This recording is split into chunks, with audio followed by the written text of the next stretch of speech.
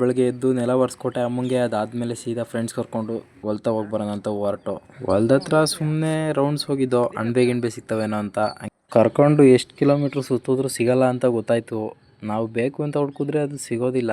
ಅದಕ್ಕೋಸ್ಕರ ಅವ್ರನ್ನೆಲ್ಲ ಕರ್ಕೊಂಡು ತಿರ್ಗಾ ವಾಪಸ್ ಮನೆ ಕಡೆ ಬಂದೆ. ಬರ್ತಿದ್ದಂಗೆ ನಮ್ಮ ಫ್ರೆಂಡು ಅಡಿಕೆ ಬೇಯಿಸಿದ ಅಂತ ಅಲ್ಲಿಗೆ ಹೋಗಿದ್ದ. ಅವನಿಗೊಂಚೂರು ಹಿಂಸೆ ಕೊಟ್ಟು ಇರಿಟೇಟ್ ಮಾಡಿ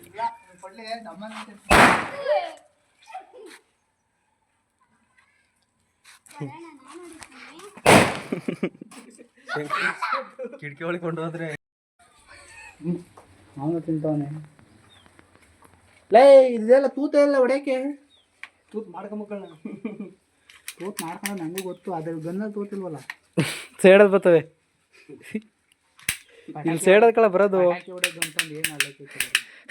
ನೀನೇ ತಂದಿರೋದು.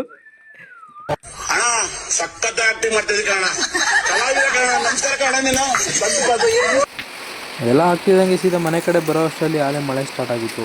ನಮ್ಮೂರಲ್ಲಿ ಮಲೆನಾಡು ಥರ ಮಳೆ ಸುರಿತಲೇ ಇರುತ್ತೆ. ಅದಾದಮೇಲೆ ಫ್ರೆಂಡು ಡ್ರೋನ್ ತಂದಿದ್ದ ಅಂತ ಅದು ನೋಡೋದಕ್ಕೆ ಅಂತ ಹೋಗಿದ್ದೋ. ಬೆಣ್ಣೆ ಶಾಂತಮ್ಮನ್ನ ಯಾಕೋ ಗದ್ದೆ ಕರೆಸ್ಕೊಂಡೆ? ಅಕ್ಕೋ ನಿನಗಿದೆಲ್ಲ ಅರ್ಥ ಆಗುದಿಲ್ಲ, ಸುಮ್ನಿರು. ಯಾಕೆ ಲವ್ ಮಾಡ್ತಾವನೆ ಅವಳನ್ನ? ಗಂಡ ಬಿಟ್ಬಿಡವನಲ್ಲ.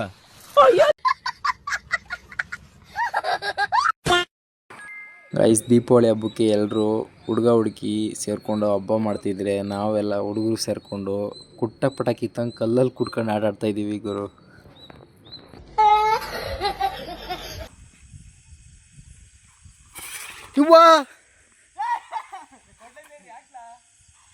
ಊರಲ್ಲಿ ದೀಪಾವಳಿ ಹಬ್ಬ ಬಂದ್ಬಿಟ್ಟು ಕಾರ್ತಿಕಕ್ಕೆ ಮಾಡ್ತೀವಿ. ಅದಕ್ಕೋಸ್ಕರ ನಮ್ಮೂರಲ್ಲಿ ಹಬ್ಬದ ವಾತಾವರಣ ಏನು ಕಾಣಿಸ್ತಿಲ್ಲ.